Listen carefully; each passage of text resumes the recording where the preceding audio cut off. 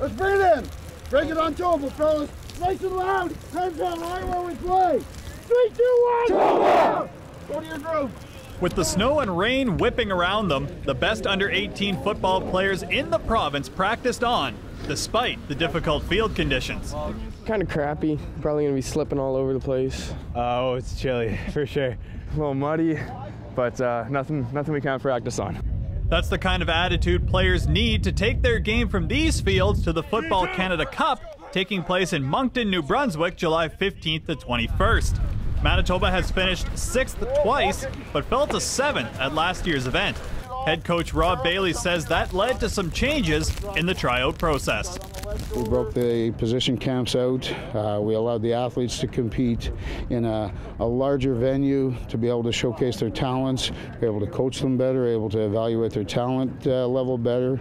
We ran an evaluation camp prior to starting the position camps, which allowed us to assess the athletes' speed, vertical, bench press, all those kind of things, and now see how they translate that onto the field. Defensive lineman Donovan Hillary noticed the changes in the blue and gold program this season, but adds they were welcome changes. Yeah, the setup was completely different this year. We had a lot more time for our own personal off seasons, which was nice, get more training in. But it was a lot more individual time this time around, which was nice. So you really got to get to know your coach and some of your competition. But yeah, overall it's been pretty good. Strong purple bump, okay? So I'm still going to give in some coverages on this, but let's make sure we're getting proper habits, proper coverage, proper huddle. Manitoba wasn't the only province to undergo some change. Ontario previously competed with 2 teams, but this year will play as 1 to better their odds against the 2-time defending champions from Quebec. St. Paul's student and running back Alex Taylor knows those 2 teams will be tough to beat. Well, I think obviously the obvious factor is the population. I mean, Quebec and Ontario have tons of players to choose from, and then Manitoba is the small province with the limited amount of football players to choose from. So I think the biggest factor in comparing us and Quebec or Ontario is the amount of players to choose from. And I think with the limited amount of players we do have to choose from, Manitoba, we do a good job in choosing them. Whites 1, whites 2. The Players Football Manitoba chooses not only have to battle the elements, but also new plays. The playbook starts out pretty basic, but grows to test the players as the blue and gold game gets closer. One of the most important things when we get to Canada Cup is being able to be flexible and change your offensive and defensive schemes based on the opponents that you're going to see. And so this is one of the areas where blue and gold really tests the kids to see whether or not they can handle not just the athletic aspect of the competition, but learning new plays and learning new systems. Once you kind of get it out of the way, initially, you study hard and you get in the classroom and you just get things kind of down solid.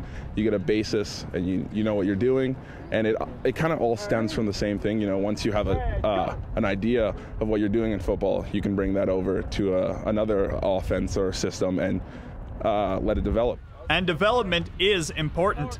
A number of the 112 players participating in the blue and gold game also played in the Red River Cup, the pinnacle of the under-16 program.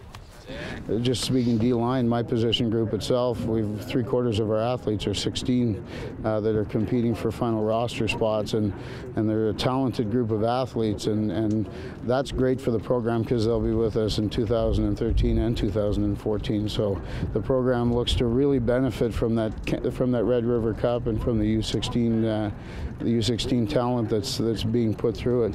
Let's go, Q! Let's go! Bailey is hoping the changes pay off and get his team off to a better start at this year's Canada Cup. He says the first game and execution in that game sets the tone for the rest of the tournament.